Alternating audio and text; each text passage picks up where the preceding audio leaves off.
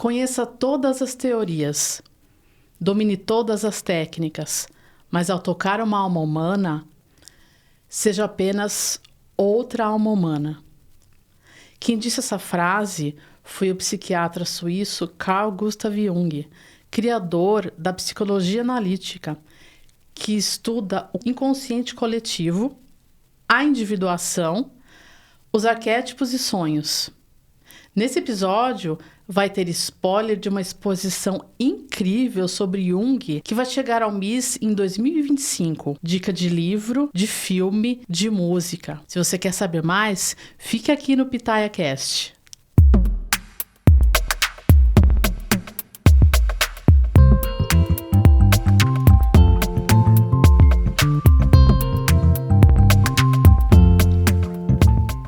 Olá, eu sou a Flávia Torres e esse é o PitayaCast, que vai deixar você mais saudável consumindo conteúdos, afinal, informação também alimenta. Hoje eu tenho uma presença luxuosa aqui, ela vai me ajudar a apresentar o PitayaCast. É a Patrícia Torres, psicóloga analítica junguiana. Tudo bom, Patrícia? Tudo bem, Flávia. É um Bem-vinda. prazer estar aqui. Prazer, Luciana. E é uma honra também estar aqui para falar de um projeto maravilhoso sobre o Jung. Muito bom. Então, vocês já perceberam qual vai ser o nosso assunto hoje, né? A gente vai conversar com a Luciana Branco. Ela é fundadora e diretora de criação da Em Branco, Hub Criativo de Comunicação, criadora do podcast O Que Sei Sobre Mim, e escreveu o livro Vou Te Resgatar Quantas Vezes Forem Precisas. Vamos falar, é claro, sobre Carl Gustav Jung, o criador da psicologia analítica. E a gente tem uma novidade aqui, que é a exposição imersiva que a Luciana está preparando no MIS, Museu da Imagem e do Som. Bem-vinda, Luciana, tudo bom? Tudo bem, prazer, obrigada pelo convite. E vai ser uma delícia conversar sobre esse assunto com vocês. Muito bom. E eu aproveito para pedir para você já deixar o seu like se você está assistindo pelo YouTube e se inscrever no canal. Se está nos ouvindo pelas plataformas de podcasts também, siga o PitayaCast e deixe estrelinhas pra gente. E se você gosta desse tipo de assunto, passe pelo WhatsApp para os seus amigos e amigas. Gente, vamos lá. Vamos começar pelo começo. Assim, acho que a gente tem um público bem diverso. Acho que tem pessoas assistindo que conhecem já Jung, mas tem gente que também não conhece.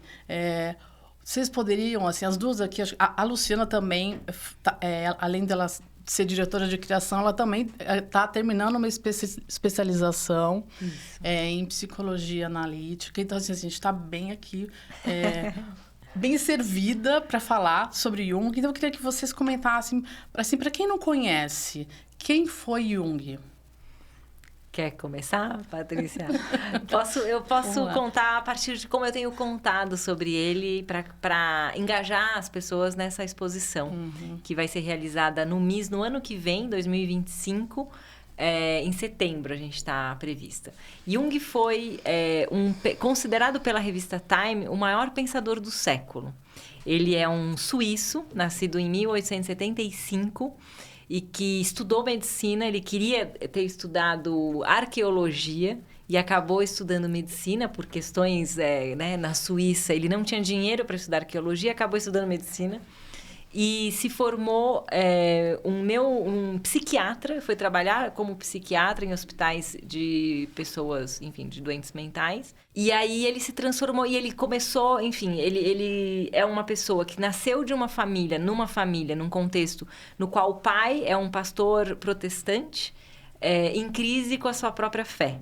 E a mãe, uma mulher muito estudiosa e que lidava muito com aspectos do invisível. Então, ele já cresceu nesse mundo, nesse lugar, né? Um filho, ele ficou filho único durante 9 anos. Então, muito sozinho, começou a ter várias dificuldades na escola. Num determinado momento, decidiu parar de estudar. E aí, quando ele estava... Era um menino que já percebia os diálogos internos que ele tinha e que eu acho que todos nós temos. E ele já tinha e já percebia isso acontecer. Quando ele escuta o pai comentar com ele se afastou da escola durante 1 ano e escutou o pai comentar com um amigo eu tô muito preocupado com Jung, acho que esse menino não vai ser nada. E aí ele levou um susto. Ele estava fora da escola e o pai deu esse diagnóstico, né? Essa previsão para ele de futuro. E aí ele olhou a grande biblioteca de teologia do pai e começou a ler tudo. Teologia, filosofia e tararau. Voltou para a escola, se desenvolveu, acabou entrando na faculdade. Então, quando ele foi para a psiquiatria, ele já era um médico com uma bagagem cultural que transcende a medicina, que transcende a matéria, e aquela medicina também em desenvolvimento na época, que eu acho que é o que impacta fortemente toda a teoria e toda a prática da análise junguiana que chega a nós, né? Então, ele é um médico, psiquiatra, com uma formação humana monstruosa. Eu explicaria ele assim. E com essa ligação com o místico, né? Interessante, né? Essa coisa que acontece na infância, né? Dele. Sim. As experiências familiares até com o invisível que ela comentou, né? Acho que a família da mãe, né? Com várias experiências com o invisível. Então, isso já era algo que fazia parte ali, né? Da experiência de vida dele. Isso a gente vai ver mais pra frente, né?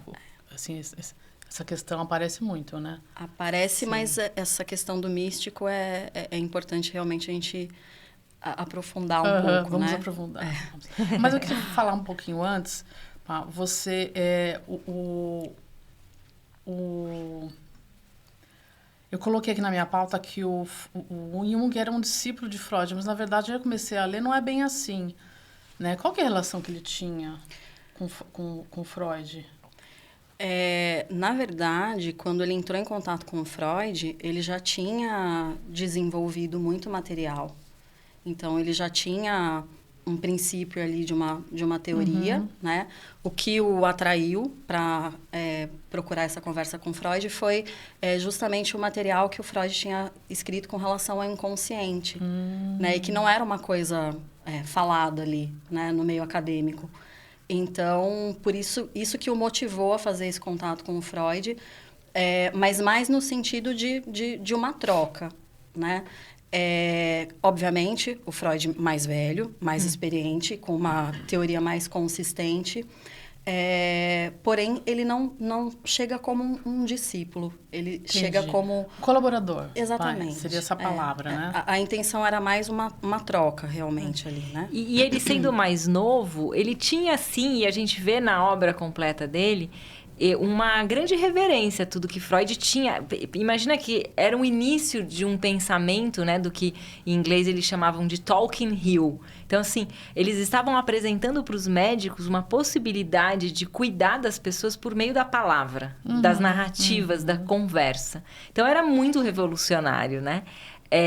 Quando eles se aproximam, o primeiro encontro deles, na verdade, Jung vai atrás do Freud por conta acho que de um livro sobre sonhos, eu não me lembro exatamente qual era a importância dos sonhos no inconsciente. Enfim. E aí eles combinam, eles começam a trocar cartas e eles combinam de conversar e dizem que o primeiro encontro deles durou 13 horas, que eles ficaram conversando sem parar. Legal. Então, sim, havia uma grande afinidade num contexto no qual Freud estava desenvolvendo a teoria dele, né, da psicanálise, Adler estava desenvolvendo a teoria também dele mais em torno da questão do poder, né, na infância, Freud em relação à sexualidade na infância, a libido, e Jung olhava tudo isso e falava, sentia, e ele acho que até no Memórias, Sonhos e Reflexões ele falava, ele não se sentia ainda capaz teoricamente, de questionar quem estava à frente dele. Então, ele ficou lá, vivendo estudando, observando, trabalhando, e ele falava, poxa, eu acho que o que Adler traz faz muito sentido, só que não é só isso. E eu acho que o que Freud traz faz muito sentido, mas não é só isso, não dá conta da dimensão humana. E foi aí que ele rompe, escreve um livro que rompe, ele sabia que naquele momento ele nunca mais, que Freud ia se voltar contra ele, foi o que aconteceu, porque ele começa a questionar, acho que assim, o ponto de cisão dos dois se dá em alguns aspectos, mas o principal é como Jung entende o inconsciente. Então, Então, Jung entende que nós, né, para Freud, o inconsciente ele surge a partir de aspectos que o ego reprime. Então, eu gostaria de ser assim, não posso reprimir, vai virando um inconsciente que é o seu inconsciente, e como que você vai lidar com isso? Para Jung, não. A gente não nasce uma tábula rasa que vai sendo preenchida por conteúdos e que esses conteúdos vão ser reprimidos. Para Jung, a gente já nasce do inconsciente. Tudo nasce do inconsciente, inclusive a consciência. Entendi. Então, é uma forma de olhar a psique muito distinta dos dois. E que aconteceu, na verdade, a distinção ela acontece a partir da relação que os dois tiveram, que foi uma relação, né? Todo mundo diz que Freud falava que o Jung era o príncipe, né? Que ele seria o sucessor. E Jung olhou tudo aquilo e falou assim, eu não posso... E tem uma outra coisa que eu gosto muito de lembrar, que eu venho aprendendo, é que são duas perguntas distintas, que seriam a tônica do pensamento de um e do outro. Para Freud, a grande pergunta sempre é por quê? Então, olha, eu lido assim com a minha vida, por que na minha infância, meu pai, minha mãe, e aí eu vou tendo uma causa para esta consequência que se torna a minha vida. E para Jung, ele acolhe a causa, mas ele não para na causa. E a grande pergunta de Jung é para quê? Então, se algo me aconteceu na vida, para que esse algo me aconteceu? O que eu vou fazer? E aí é Nietzsche, né? O que eu vou fazer com o que a vida fez de mim? Eu acho que é a grande pergunta, porque é uma pergunta que te leva para o futuro. E te faz entender, se conciliar, organizar, digerir esse passado, quando possível. E assim, de alguma forma é isso. Eu aprendi o que com essas dores, né? No que eu vou transformar essas dores? Você tá com aquele monte de coisa na sua mão e você olha, e aí, o que eu faço com isso? Porque senão a gente vai ficar numa lógica da narrativa de uma vida que ela nunca vai nos tirar do lugar. E eu acho que o grande foco da existência humana é que a gente se desenvolva como pessoas para que a humanidade também possa se desenvolver. Então, o pensamento junguiano está muito focado nisso também, sabe? Em algo que ele é individual, mas ele também é coletivo.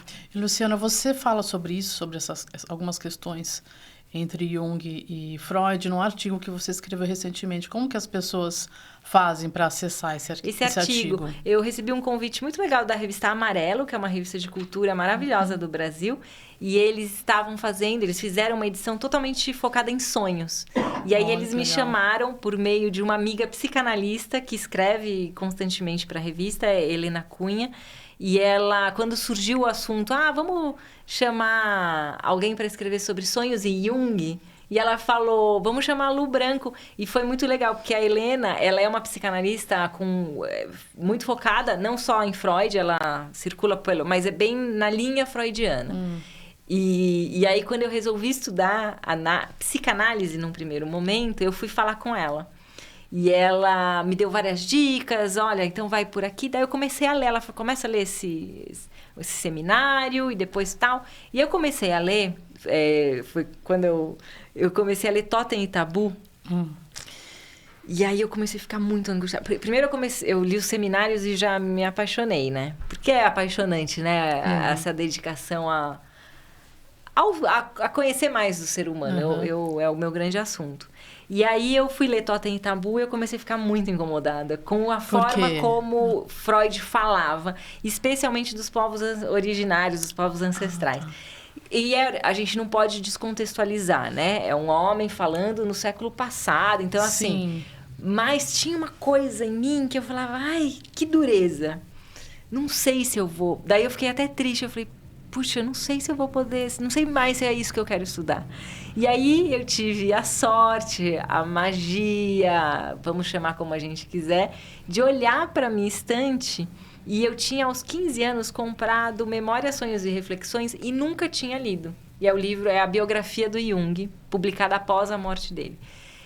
E aí eu falei, deixa eu ver, acho que é agora. E eu peguei, eu comecei a ler, e aí eu falei, não, essa é a teoria que cabe em mim, sabe? E é muito bonito, porque quando você vai lendo Jung, em vários dos livros da obra completa, ele reverencia Freud e ao mesmo tempo fala, mas ele era muito ele não usa esse termo, mas ele usa amargo, rancoroso, e foi a mesma sensação que eu senti quando eu você li leu, um pouquinho, né? Interessante, né? Ainda vou voltar e vou estudar mais Freud, porque eu acho que é um pensador que também merece todo o respeito, né? Sim. E Jung faz isso ao longo da obra toda. Então, embora ele tenha se permitido mostrar uma teoria muito diferente, ele sempre reverencia os primórdios, né, da psicanálise. Muito bom. E de maneira prática, assim, Patrícia, Patrícia atende, né? Ela é psicóloga junguiana. Para uma pessoa que de repente está assistindo, está procurando, né, uma terapia, qual a diferença para vocês, assim? Óbvio, você já deve ter, você já fez terapia. Faço, a vida né? inteira. Junguiana. E a Patrícia já fez e faz, né? Qual que é a diferença entre as outras? A gente tem, bom, assim, a gente sabe que são vários tipos. Dentro da psicologia, a gente tem uma ramificação bem grande, desde TCC até junguiana, psicanálise, gestalt. Por favor, continuem. Eu não sei se eu vou saber falar muito bem sobre a diferença com relação às então, outras. falem da de vocês. Tudo bem. Bom, a psicologia analítica é uma psicologia profunda, né? Então, nos atendimentos, a gente vai procurar olhar para além das questões conscientes que são trazidas, né? Para o que está no inconsciente também. Uma coisa muito importante é que aquela pessoa ela é vista na individualidade dela. Então, isso eu acho uma coisa muito bacana. É uma teoria grande, vasta, porém a ideia não é encaixar aquele paciente na teoria, mas sim, através da teoria, ampliar ali, né? E através disso poder ter mais conhecimento ali a respeito daquela pessoa. E então, uma das ferramentas principais é a análise dos sonhos, porque justamente é um caminho para a gente acessar um pouco mais esse material que está mais inconsciente, né? Então, gente, isso é uma coisa muito legal, né? A análise dos sonhos, eu acho que é uma coisa fascinante. A análise junguiana eu acho muito bonito, porque todo o pensamento de Jung, ele criou um pensamento que tem como objetivo o que ele chamou de processo de individuação. Então, o que seria o processo de individuação? Contando essa história aqui, nós estamos imersos no que eu chamo hoje de inconsciência. Então, a gente está vivendo como máquinas num sistema, e a gente tem hora, e a gente tem que fazer, e a gente está se distraindo.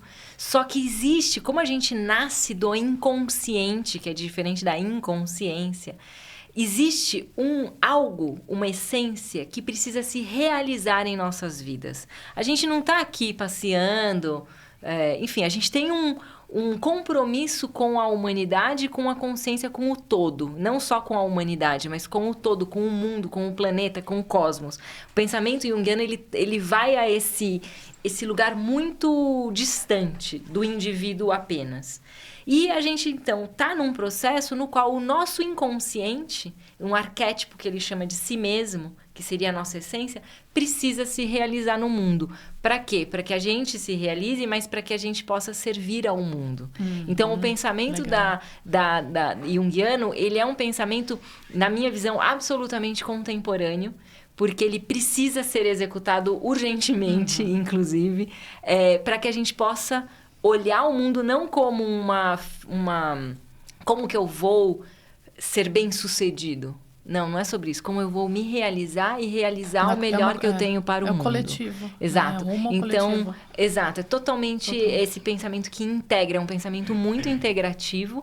E ele usa para que a pessoa encontre pistas. Então, o inconsciente, ele vai nos dando pistas de de como é esse arquétipo do seu si mesmo, teu e o meu e de todos nós. Então, o inconsciente, ele vai nos dando pistas e aí Jung foi criando essas técnicas para que a gente consiga observar, se render ao inconsciente. E não ficar tão submisso à consciência e à razão. A razão ela é muito importante, a consciência é muito importante, mas nós temos muitas outras dimensões igualmente importantes. A dimensão espiritual, a dimensão emocional, enfim, todas essas, né, o nosso corpo e tudo mais. Então, o que é legal? Eles usam, né, na análise junguiana, se usa algumas técnicas. Então, a primeira delas, que não foi criada por Jung, mas foi muito utilizada, é a associação de palavras. Isso legal. É lindo. Ele tinha uma lista de 100 palavras que ele aplicava em pessoas que eles chamavam, né, de dementes precoces, os esquizofrênicos. E ele ia medindo, cientificamente mesmo, o tempo de reação que a pessoa tinha a determinada palavra. Tipo, eu falo casa, quanto tempo você demora e o que você associa a essa palavra. Eu falo filho, e aí ele conseguia, a partir da aplicação desse questionário, né, dessas 100 palavras, várias vezes no mesmo paciente, no mesmo doente naquele momento, ele conseguia revelar o que tinha acontecido com ele. Tem casos muito impressionantes. Outra técnica usada são as expressões simbólicas. Então, como todos nós somos artistas, a gente nasceu, a gente era criança, a gente não desenhava. Sim. Por que depois do tempo a gente vai nos distanciando das expressões simbólicas espontâneas, que não tem o fim de ser um artista e ganhar dinheiro e vender a obra? Isso trata-se de um sistema capitalista no qual a gente está inserido. Mas Jung não estava pensando nisso, estava pensando na realização humana. Então, as expressões simbólicas, por desenhos, pelo trabalho em barro, pela criação de mandalas, tem trabalhos com tecidos, enfim, tem uma diversidade enorme de expressões artísticas que também podem nos revelar, porque a gente olha para o objeto que a gente cria e dá símbolo e significado e amplia. Porque Jung também sempre fala da ampliação do significado que as coisas têm. Aí a gente tem os sonhos, que também é uma outra ferramenta super importante. Também nunca no sentido de interpretação, mas de ampliação. Por que ao dormir, o meu inconsciente me traz uma imagem que é, né, das mais bizarras? Os sonhos, eles têm várias funções que podem ser pedagógicas, são sempre compensatórias. Então, às vezes, eu estou super triste na vida e sonho que eu estou numa festa. Então, a psique ela vai compensar, porque a gente precisa estar nesse equilíbrio. E, por fim, as sincronicidades, que são... eu acho que entra nesse lugar do misterioso de Jung, né? Ela está muito relacionada hoje com a física quântica. Então, são acontecimentos sem causa, que não podem ser encaixados na lei da causa e efeito da física mecânica clássica, e que tem um profundo significado afetivo e de transformação. Então, às vezes a gente chama tudo de sincronicidade, né? Uma coincidência. Ai, pensei às vezes a gente na chama Flávia... tudo de coincidência, né? Exato. Na razão, né? Exato. Ai, pensei na Flávia, a Flávia me ligou. Isso não é uma sincronicidade. A sincronicidade é quando você... tem uma parceira do Jung, Marie-Louise von Franz, que ela usa um termo que eu adoro, que é o efeito ahá. Então, acontece alguma coisa e você fala... Agora eu entendi. Isso então, assim, esse é o poder da sincronicidade. Quando você tá no dia a dia, o teu inconsciente está querendo falar com você, tá te chamando por sonho. Você não desenha nada, você não tá ligando para nada que te acontece algo que você fala, tá, vou precisar pensar nisso. Mas você sabe que esse é um dos conceitos de Jung que eu tenho mais dificuldade para entender. Eu como leiga, difícil mesmo, né? Assim, a gente conversa bastante, né, Patrícia? E... assim, às vezes eu tendo a confundir com a coincidência, com essa coisa do que você falou de ligar. Mas tem a ver com repetição? Uma sincronicidade também é uma coisa que se repete muito? Não. A sincronicidade ela sempre vai te pegar de assalto, sabe? Vai ser sempre um... Uau! Como que isso aconteceu desta forma e não tem explicação, só que me mobilizou afetivamente e a partir disso eu vou me transformar. A sincronicidade ela tem todo esse enredo. E uma coisa também super importante para a teoria junguiana são os sintomas, porque também são formas, então para Jung tudo é psíquico. Então, qualquer sintoma físico, ou social, ou emocional, são também chamados do inconsciente. Dá um exemplo. Vocês podem dar um exemplo desses sintomas físico, emocional, social? A gente pode falar das doenças físicas, a gente pode falar das doenças psíquicas, a gente pode falar da ansiedade, por exemplo, como uma tentativa de cura, né? Exato. Da psique. Exato. Por exemplo, né, do ponto de vista contemporâneo, quando a gente pensa nessa onda, não é nem uma onda, né? É feio falar assim, mas enfim, também. É sintoma social que é representado por indivíduos, do burnout, por exemplo. Como que a gente costuma olhar? Se a gente olhar pela perspectiva de uma medicina ocidental, materialista, a pessoa que tem o burnout tem um problema. Pela perspectiva junguiana, esta pessoa, ela está saudável, porque se ela está num ambiente doente e está doente, o inconsciente dela está falando, alô, amigo, vamos embora daqui? Entendi, olha que legal. E aí, como que a gente age nesse sistema que ele não quer parar? A gente medica a pessoa, entendeu? A gente cala o sintoma dela, para que ela continue sendo uma pessoa funcional para um sistema que não vai fazer com que ela realize o que ela precisa fazer no mundo. Não necessariamente, às vezes faz. Entendeu? Então, a gente está o tempo inteiro nessa engrenagem muito racional, muito científica, muito consciente. A gente está perdendo toda a magia e a possibilidade de uma vida simbólica, com um propósito, né? A gente chama, hoje o propósito também virou mais um produto à venda, né? Mas não é sobre esse propósito que está à venda, é um propósito da nossa alma, sabe? O que eu preciso fazer aqui? Então, é uma psicologia que nos pede o mais... Acho que o que de mais valioso a gente tem na vida, que é o tempo. Para que a gente possa simbolizar a vida. Que legal. É muito bonito. Vamos voltar um pouquinho no Jung místico, né? Porque as pessoas confundem um pouquinho. Vamos entrar em profundidade. Por que ele é colocado como... ele é místico, né? Ele mexe com coisas que não seriam tão cientificamente comprovadas. É verdade essa visão? E por quê? Vou só dar uma introdução. Naquela época, né, da vida acadêmica dele, a visão era uma visão muito positivista, né? É válido o que a ciência comprova. E o Jung, ele foi para além disso, sem, obviamente, desconsiderar, né? Então, ele considerou outras filosofias, outras sabedorias, né, que tem a ver com a humanidade e não menos importantes, né? Exato.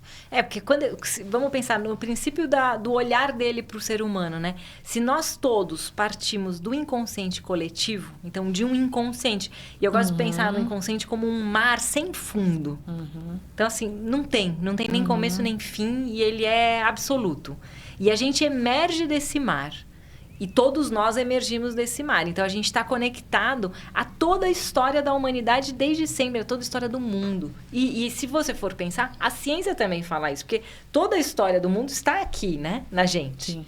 Só que não é só isso. Então, a maior parte do inconsciente continua e sempre continuará sendo inconsciente. A gente nunca vai acessar.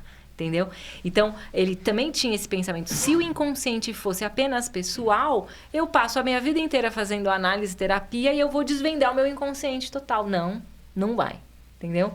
Por quê? Porque não dá para desvendar todo esse mistério que é a vida nesse planeta, no cosmos. A ciência não explica. Eu fiz uma aula um curso com um físico quântico chamado Gabriel Guerra. Eu nem sei se ele continua dando aula, era super interessante o curso dele. E ele falava assim, né, que a ciência tudo tem que ser comprovado, e a gente está no que o pensamento junguiano chama de unilateralismo da razão. É científico? Então não serve. Será que não serve?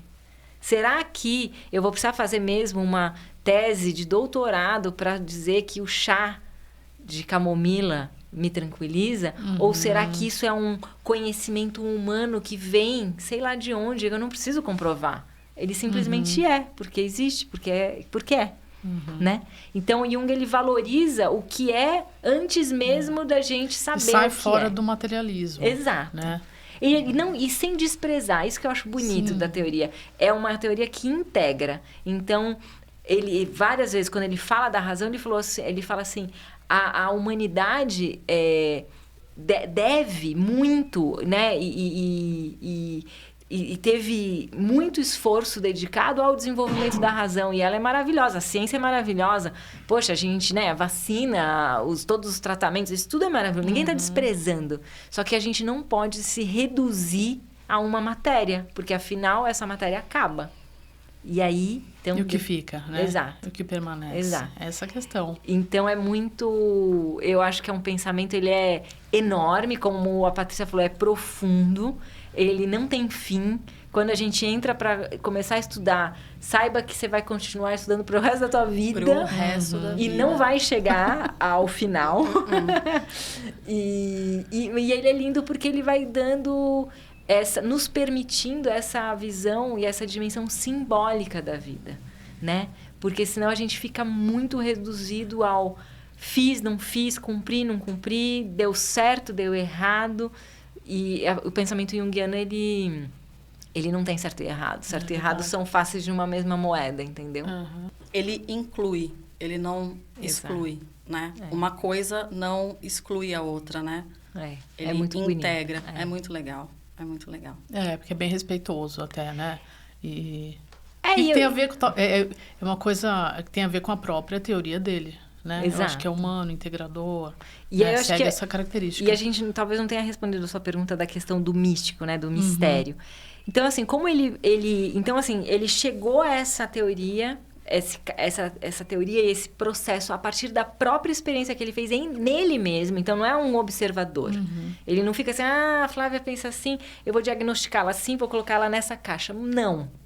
Assim, a teoria junguiana não tem diagnóstico. Eu não vou diagnosticar e colocar a pessoa numa caixa e patologizar, quer dizer, achar que todo o processo é uma doença. A gente olha para tudo assim, poxa, é o self, é o si mesmo querendo se realizar. E ele está encontrando formas para existir. Na biografia dele, ele começa falando, a minha vida não vou lembrar das palavras certas, mas assim, a minha vida é a realização do meu inconsciente. Acho que é a história de um inconsciente, de um inconsciente que se realizou. Obrigada, maravilhoso. Legal, exato. Né? É lindo. E tudo que é nele tem o desejo de se manifestar. Então, ele partiu da própria experiência para criar a teoria. E aí, quando ele fez tudo isso, ele começou a se perguntar, mas será que esse pensamento só serve para um homem europeu, branco, no meu contexto? Ou isso tem a ver com o ser humano? E aí, ele sai pelo mundo... Vai para a África, vai para a Índia, ele vai estudar outras culturas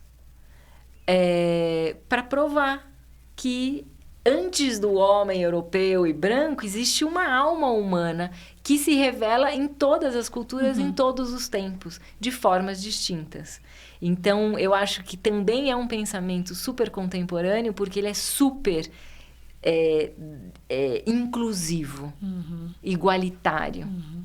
Nós somos seres humanos, cada um de um jeito, cada um de uma cor, cada um num país, cada um, mas somos os seres humanos precisando realizar esse inconsciente. Muito lindo. Legal. Sem distinção, Bom, muito legal. Um pouco apaixonada não sou, né? Sou um pouquinho, né? As duas aqui. Quando você estava falando... Vou ter agora mais uma tentando me convencer, porque eu também, gente, vou falar aqui, né? Vou confessar, momento confessar, eu também estou interessada em me aprofundar, mas eu estou quase indo para Lacan, mas assim, ela fica falando, não, vai para Jung, vai para Jung. Eu tenho duas agora. Eu convido muito todo mundo que ficar interessado a seguir o canal do IGEP, que é o Instituto Junguiano de Ensino e Pesquisa, onde eu faço a minha pós-graduação. Vou começar agora em arte-terapia, estou finalizando a análise junguiana e vou...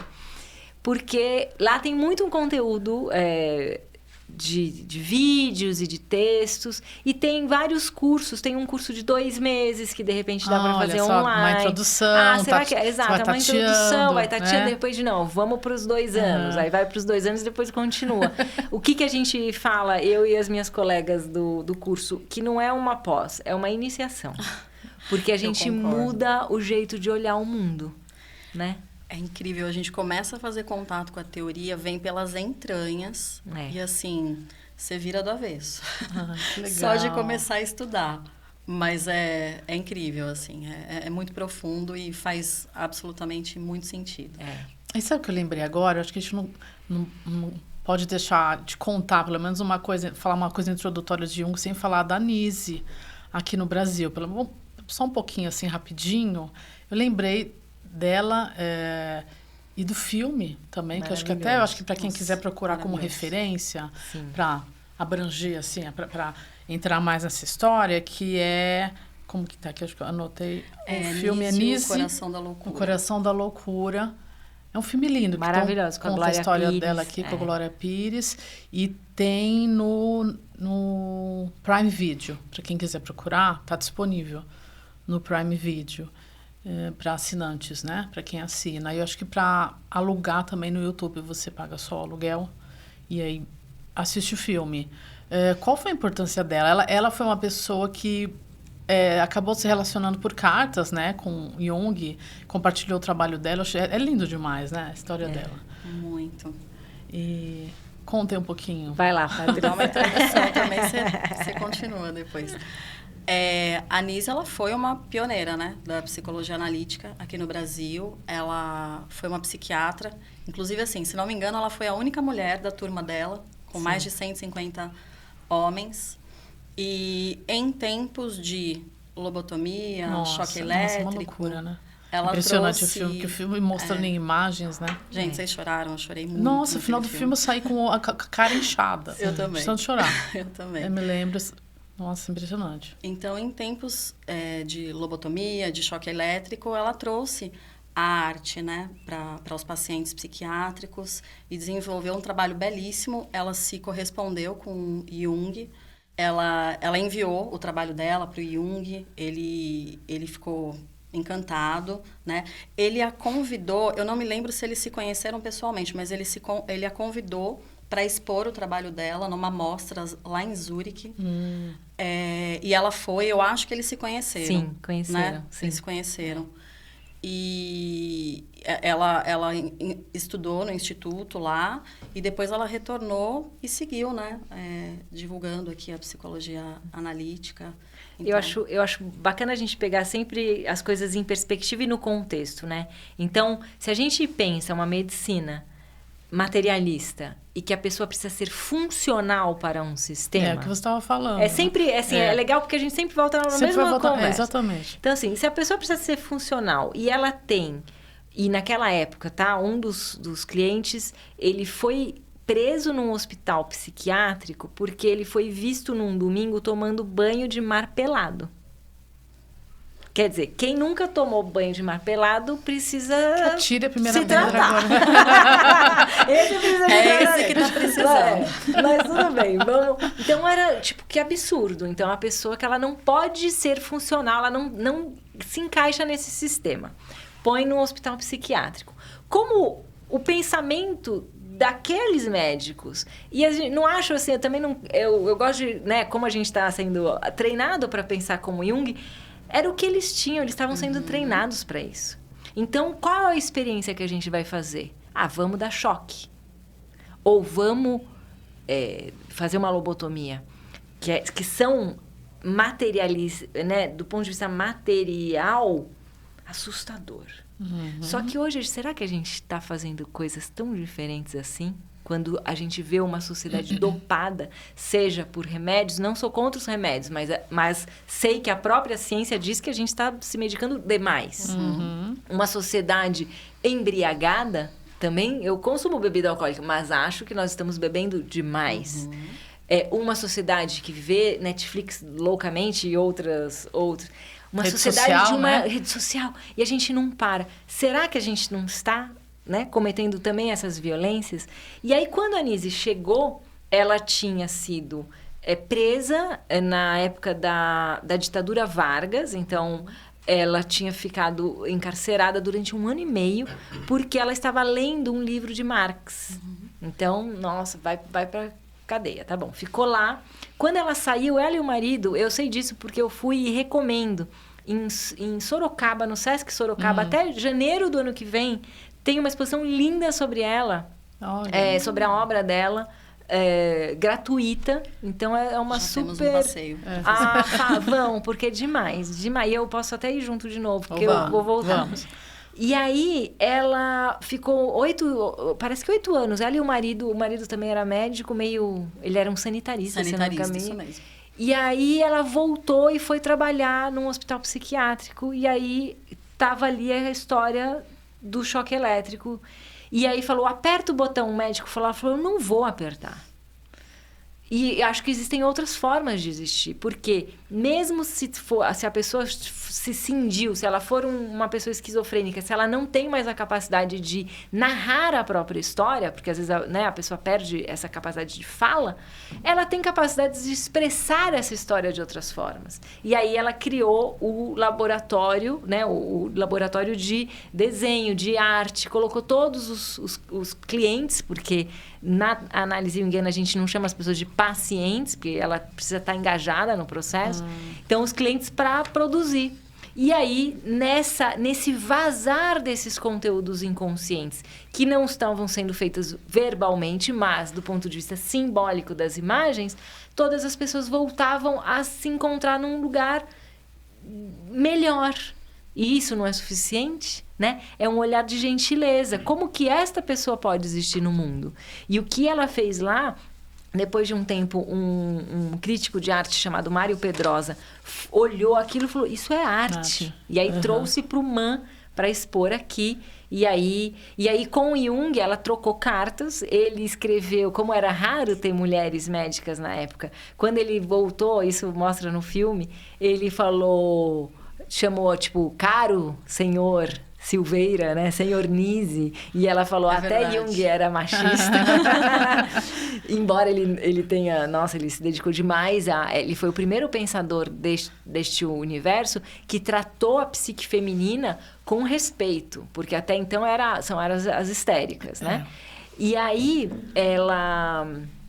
ela vai para lá, eles se conhecem, nessa exposição tem foto dos dois juntos, e ela começou a mandar, que tem a ver com o que a gente já falou, imagens que esses clientes faziam, que eram imagens de mandalas.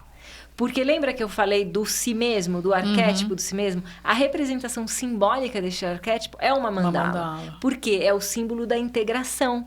Ela está lá inteiro, que é todo o processo da análise junguiana, é sobre a gente se integrar. E aí, ela mandou para ele e ele falou, nossa, eu estou estudando muito sobre os mandalas. E é muito interessante como... Entendeu? O paciente, né? O cliente no Brasil tá lá no hospital psiquiátrico fazendo mandala e outra pessoa no Oriente também está fazendo mandala. Então, olha como a gente está unido por algo que é maior do que as culturas. É muito bonito, né? Então, vamos falar da exposição. Conta pra gente como que surgiu a ideia e conta mais ou menos como que tá o status, como que tá aí a organização, que a gente tá curiosa para saber. Que legal. Olha, a exposição, ela tem sido para mim... Eu trabalho, enfim, produzindo eventos culturais há 22 anos, né, na Em Branco. E comecei a entrar nesse processo de estudar sobre a análise junguiana. Na verdade, antes disso ainda...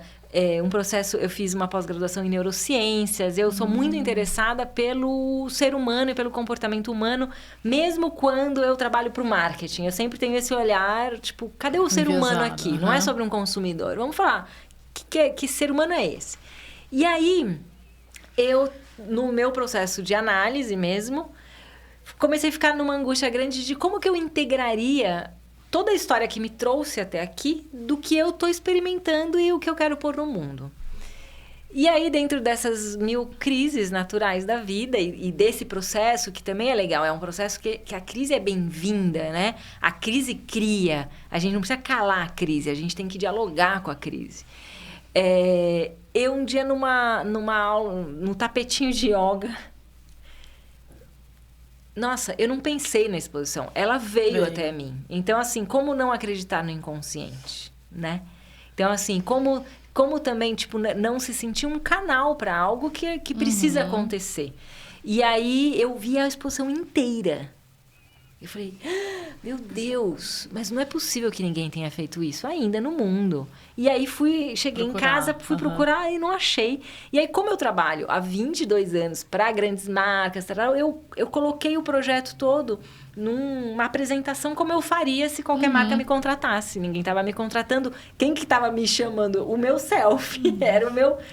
Vamos lá, vamos fazer isso. Porque eu tenho como objetivo... E no meu podcast, O Que Sei de Mim, isso fica bem evidente, tem uma plataforma sobre autoconhecimento, eu acredito que o autoconhecimento vai transformar o mundo. É só o que pode transformar o mundo. Você falou esse negócio de selfie. Quando a gente ouviu você, e aí a analista aqui, né, ela falou exatamente isso, né, sobre o eixo equilibrado. A gente estava falando que sobre alguns conceitos, daí eu estava falando sobre o eixo ego-self. E daí ela tentando entender, eu falei, já sei, vou te dar um exemplo. Porque quando você foi contando no podcast como veio, que a ideia veio, né? Teve até ali uma certa resistência, mas aí você foi dando os passos, eu falei, tá aí um bom exemplo do eixo ego-self funcionando. Em diálogo, exato. Porque a coisa veio e o ego tá ali mediando para fazer acontecer, né? O ego a serviço do self. A serviço do self. Então, foi isso. Então, surgiu essa ideia, e aí, como que ela está, né, nesse momento? Então, o MIS está de portas abertas, a gente vai realizar a exposição lá em setembro do ano que vem, vão ser 2 meses. Para minha alegria, e para nossa alegria, e para a alegria do mundo, porque esse conhecimento precisa ser compartilhado. Outras instituições de cultura já começam a mostrar interesse na itinerância da exposição. E aí, o que a gente tem feito? Eu chamei um time de pessoas que eu gosto muito, que não são especialistas na área, mas que são artistas e sabem colocar as ideias, né? A gente criou um time criativo e de produção. Porque é isso, uma ideia precisa se materializar. E aí, de novo, a gente está falando de Jung. Porque tem o simbólico e tem aqui. Tem o que aqui e vamos ampliar. Então, nada pode ficar parado. Então, eu tenho um time, a Estefânia da Tete a Tete, minha parceira comercial na captação de recursos. É uma exposição que está aprovada na Lei Rouanet e na lei do PROMAC, na Prefeitura de São Paulo, ISS e IPTU. E está em vias de ser aprovado no PROAC do Governo do Estado e ICMS, para a gente poder ter empresas que destinem verbas de imposto, que pagariam dos impostos, para a realização de uma exposição que está viabilizada e validada pelo poder público. Então, a Estefânia está comigo nisso. Aí tem o núcleo de criação, que é composto pelo Flávio Vieira, pela Camila Oitaqueri, por mim, e são as reuniões mais deliciosas, porque eu tenho muito... Tá muito evidente que caminho é esse. É uma exposição que vai convidar o visitante a passar pelo caminho da individuação, pelos conceitos de Jung. Ai, que legal. E se fazendo perguntas, porque eu quero provocar todo mundo ali para sair dessa inércia. A gente está numa inércia de distração. Vamos nos engajar na nossa autorrealização. Eu acho que vai ser tão legal essa exposição, porque você imagina dúvida. Você pegar os conceitos e ver os conceitos assim materializados. Que são difíceis de entender às vezes. Exato. Vamos fazer uma brincadeira agora? Assim, você falou já que a exposição inteira já é um conceito. Né? Mas posso processo de individuação, mas só para não esquecer os parceiros, que tem mais claro, que eu quero, né? Desculpa. Porque ninguém faz nada sozinho. Então, assim, a gente tá... aí, a produtora executiva que eu convidei para estar comigo nesse processo é a Naicle Leônidas, que é uma super produtora, fez Rolling Stones, U2, enfim, ela monta o circo que a gente quer. E aí, como é uma teoria enorme, na qual eu sou muito engajada nesse conhecimento, eu estou muito apaixonada, eu estou vivendo mesmo esse conhecimento na minha vida, em mim, Mas eu falei, poxa, não podemos bobear com Jung. Então, eu convidei o Valdemar e a Simone Magaldi para serem curadores da exposição. Então, eu estou criando e aí eu levo para eles falando assim, tá certo aqui? Eles são analistas junguianos. São analistas, são os dois dos maiores especialistas em Jung no Brasil. Eles que fundaram o IGEP, que é o Instituto Junguiano de Ensino e Pesquisa, há mais de 20 anos. Então, eles estão... Não, legal, porque eu também gosto de falar, existem 1000 exposições sobre Jung para serem feitas. Essa vai ser uma delas. Porque às vezes a pessoa cria assim, a expectativa, tudo de Jung vai estar lá, não dá para estar tudo. Né? São 22 mil páginas. Então, conta pra gente o que você está pensando de selecionar de Jung para estar lá. O que você está pensando em fazer? Vamos dar um esboço, assim, do que são essas... Então, é uma experiência imersiva, e daí também foi muito interessante, porque o caminho de autoconhecimento é um caminho para dentro. E a gente está sempre sendo convidado para ir para fora. E aí eu pensei, daria para fazer uma exposição sobre a biografia do Jung, já seria interessantíssima. Mas será que a gente colocaria a pessoa nesse processo? Se eu conto a história dele, vai estar contada, mas... Eu não coloco a pessoa no conflito. E o processo de análise é um processo de conflito. Eu preciso me deparar com algo em mim que não está bom, né? Com um sintoma, com um sonho, ou, enfim, eu preciso me deparar com um complexo e eu preciso dialogar com isso. Então, a gente vai passar... Então, é uma exposição pensada a partir do caminho da individuação. Então, o visitante vai passar por esses vários conceitos. E aí eu vou trazer o conceito do ponto de vista pedagógico. Então, o que é o inconsciente coletivo? Qual a diferença dele do pensamento de inconsciente de Jung para Freud? Porque a gente tem né, assim, a psicanálise ela ocupou um espaço enorme. Então, a gente precisa diferenciar. A gente fala de arquétipos, a gente fala dentro dos arquétipos de ânima e ânimos, que são os arquétipos do masculino e do feminino.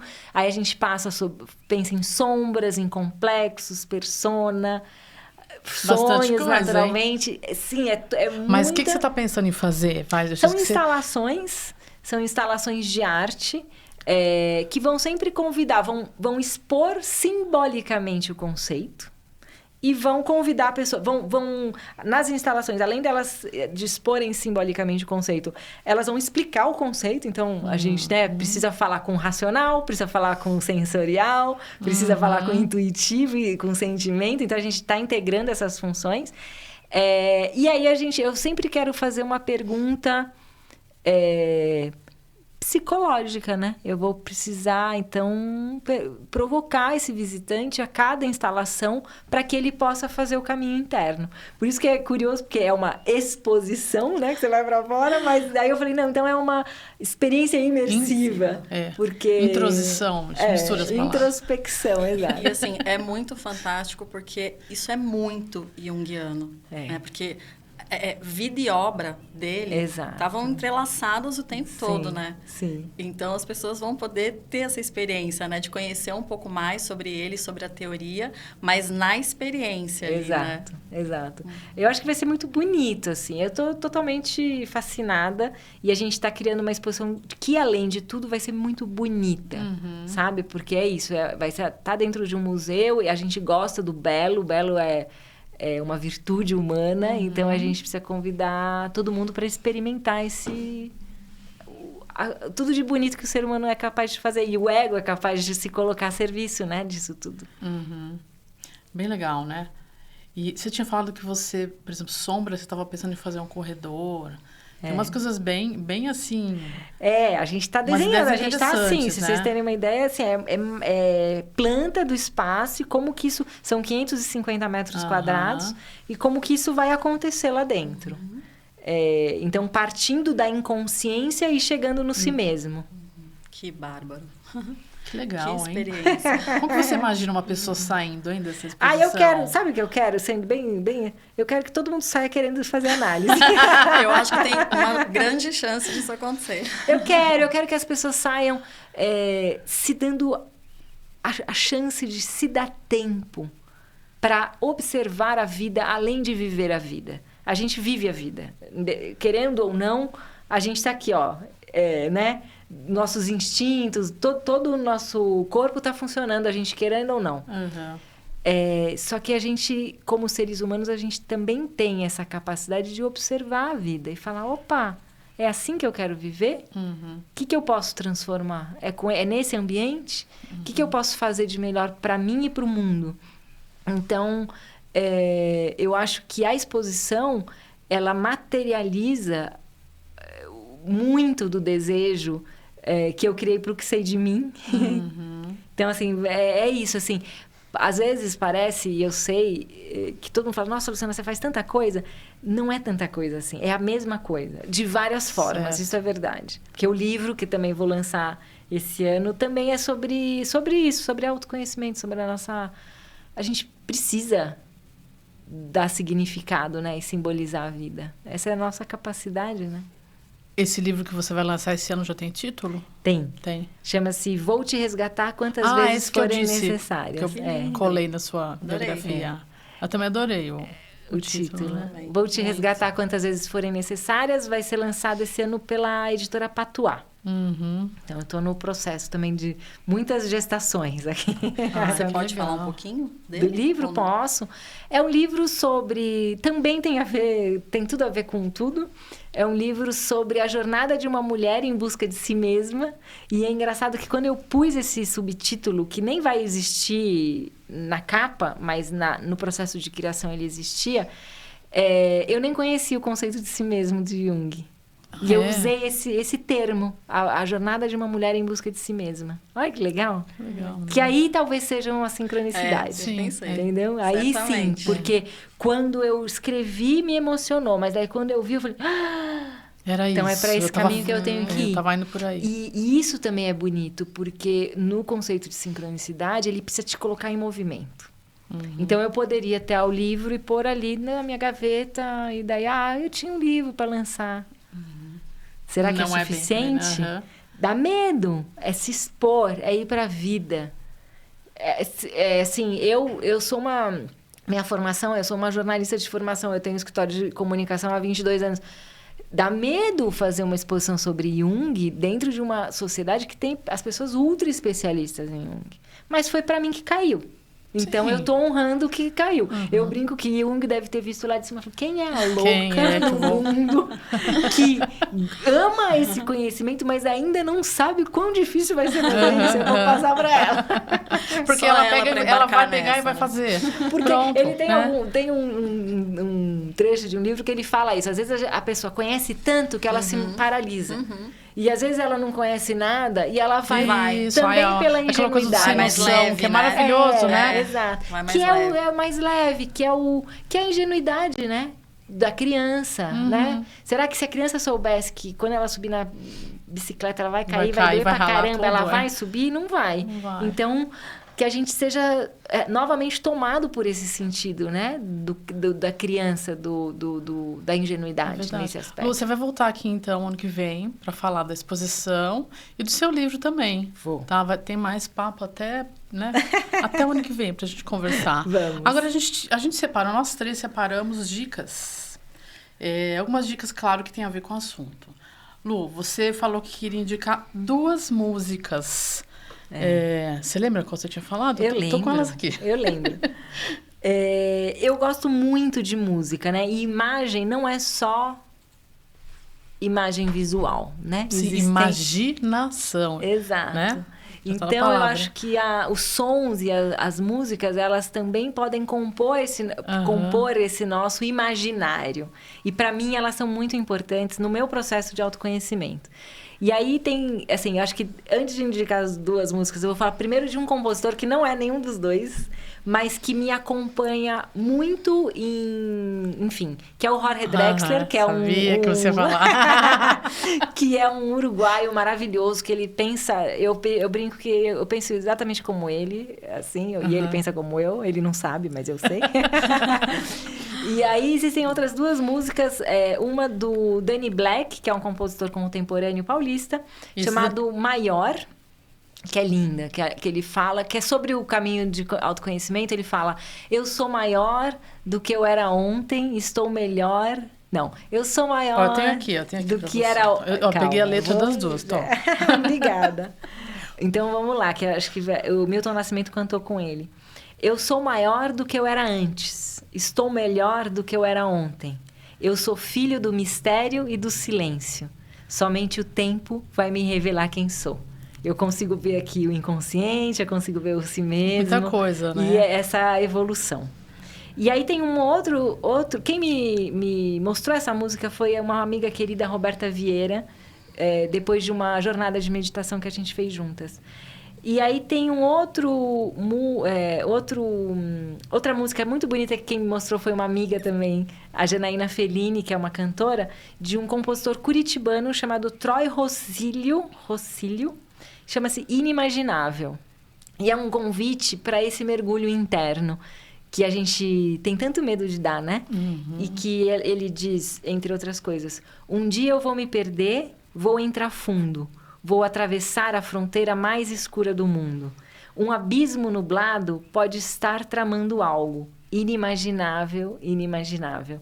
E talvez esse abismo seja o inconsciente. Sim, exatamente. E aí tem a música do Jorge Drexler, Todo Cai, que também convida para tudo cai, tarde ou temprano, para dentro. Ele, tipo, é lindo. Ai, demais. Tem Olha, 1000 músicas maravilhosas. A gente vai... no finalzinho eu vou colocar do Danny Black, tá, gente? Para encerrar o vídeo. Ótimo. Patrícia também trouxe dicas de livros. De livro. Mostra? Pode mostrar ali para a câmera. Então, o primeiro é o... Pode pôr lá para frente. Que foi a biografia que a Nise escreveu, né? Vida e Obra. Muito legal, uma leitura bem gostosa, bem leve, bem fluida. E muitas coisas interessantes, né? Com relação à vida dele, também alguns conceitos. Então, super vale a pena. E a biografia dele, né? Que ele mesmo escreveu. Essa já é mais conhecida, Memórias, Sonhos e Reflexões. Que também é muito interessante. E dá para perceber como, de fato, ele viveu a teoria dele. Ele viveu a obra dele. Então, Jung por Jung, as minhas né? dicas. Bem legal. E eu tinha ficado com a dica de filmes, eu já dei a dica da Nise. Tem um outro filme que é Um Método Perigoso. É um filme que, de certa forma, aborda a relação entre Freud e Jung, só que ele é narrado por uma terceira pessoa. Ele é feito do ponto de vista de uma terceira pessoa, que é a Sabrina Spielrein. Sabrina Spielrein, que a princípio ela era uma paciente de Jung, depois ela se tornou amiga também do Freud, e depois ela também virou uma psicanalista. E ele aborda essa questão, mas é um filme um pouco controverso, mas ele é interessante. Ele é super interessante. Meio impactante, mas ele é interessante. É um filme que não pode ser tomado como uma biografia do Jung. É como uma verdade total. Porque dizem que é uma fantasia dela, mas também se é fantasia, tá valendo. Aí a gente tem que... É legal. Esse filme aqui, ele tava no Netflix, mas ele não tá lá mais. A gente não achei em nenhum lugar. Tomara que ele volte para alguma plataforma. Sim. Né? Você tinha falado em... Tem documentário também? No YouTube tem 2 filmes muito legais. Na verdade, tem uma entrevista do Jung na BBC, também fácil, Jung BBC, e acabou de ser remasterizada, tá bem bonita, assim, com legendas em português. Legal. E tem um filme, um documentário chamado Questão do Coração, também dele. É lindo, porque daí ele já tinha morrido quando fizeram, e entrevistam vários dos discípulos, dos analisandos, dos analisados, enfim. Legal. E também tem no nele, YouTube. Tem no YouTube disponível. E aparece a Marie-Louise von Franz bastante, assim, é discípula, colaboradora, é bem legal. Tem até uma coisa interessante que eu esqueci de falar da Nise. Ela foi supervisionada pela Marie-Louise von Franz quando ela estudou lá no Instituto. Que legal. E o Valdemar, nosso curador, ele foi supervisionado pela Nise. Uau, gente, que legal, hein? Sim. E então, gente, todos esses mares de referências aqui que a gente deu, eu vou deixar todos os links aqui na descrição do vídeo, né? Para todo mundo acessar facilmente, tá? Então, tem música, tem filme, tem documentário, livro, a gente vou deixar tudo. Pós-graduação, tudo. Podcast, exposição. Olha, realmente, a gente está lotado de referências, hein? Sim. Gente, muito obrigada. para vocês. Patrícia, Nossa, quer fazer obrigada. suas considerações finais? Só realmente agradecer por ter participado, por ter ouvido tantas coisas interessantes. Nunca cansa ouvir sobre o Jung, sobre a teoria, sobre a vida dele. E, assim, muito ansiosa pela exposição. Que legal. Parabéns pela iniciativa. Parabéns mesmo. Obrigada, Patrícia. Eu que agradeço. Lu. Bom, eu quero agradecer muito, porque eu tô aqui pensando, gente, como eu amo ficar falando disso. É bom, né? Então, muito obrigada pela oportunidade de poder contar para todo mundo sobre isso tudo, né? Porque eu acho que é isso, a exposição como um símbolo, como a materialização de algo que é muito maior e que merece ser visto e colocado em prática. Que a teoria, não é uma teoria, né? A cosmovisão, o jeito de olhar do Jung para o mundo merece ser colocado em prática. E vai tocar muitas almas com toda certeza. Que legal. Olha, eu vou deixar o contato das duas aqui também na descrição do vídeo, o contato para empresas que estiverem interessadas, né? Muito Entrar em bem, contato com sim. você. Eu vou Ótimo. deixar o contato das duas aqui também na descrição. Muito Agradeço. obrigada pela Obrigada a participação. vocês. Obrigada. Obrigada a você também por ter assistido. Deixe seu like se você está nos assistindo pelo YouTube, se inscreva no canal. E se está assistindo pelas plataformas de podcast, siga o PitayaCast, deixe estrelinhas aqui pra gente. E se você gostou, assistiu até agora, passe para seus amigos pelo WhatsApp, para os amigos e para as amigas. Um beijinho. Tchau, tchau. Tchau. Eu sou maior do que era antes. Estou melhor do que era ontem. Eu sou filho do mistério e do silêncio. Somente o tempo vai me revelar quem sou.